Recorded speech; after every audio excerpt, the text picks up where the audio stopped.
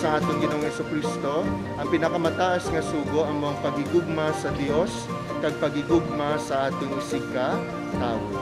Di itudlo tani sa bata ang mga Christian virtues nga ginatudlo ni Jesus.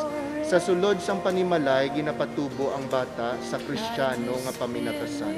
Kag obligasyon sang ginikanan sa pagina nga tudloan ang bata sang Kristiyano nga pagtuo sa mga sugo sang Dios kag mga siginasudlo sang ating Ginoong Jesucristo.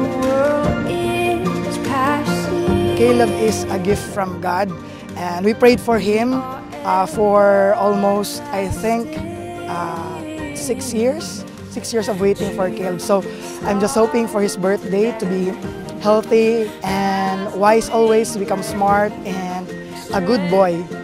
We hope that he'll grow within a Christian life and with virtues within himself.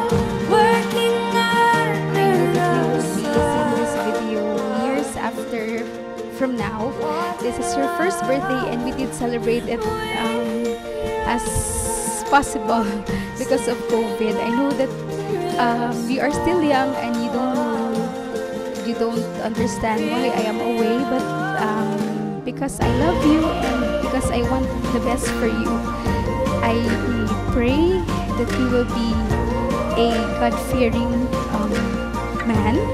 You will have courage to do whatever you wanted or you dream to be. We love you. We are praying for your good health. Happy birthday, Caleb! We love you! Pag-iman sa iya kabatsyag no gina, agod nga based on his experience, ma-share yan ni kung paano man siya magpalangga sa ibang nga tao kag sa Diyos. Happy birthday, Caleb! Doesn't matter somehow. We are working under the sun.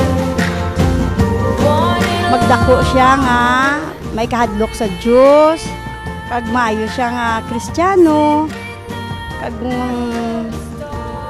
nang magdako siya nga mabuot kag mapinalanggaon nga bata sa iya ginikanan. We love you, Kalex. Always remember, Mumaan, Wowo, love you so much.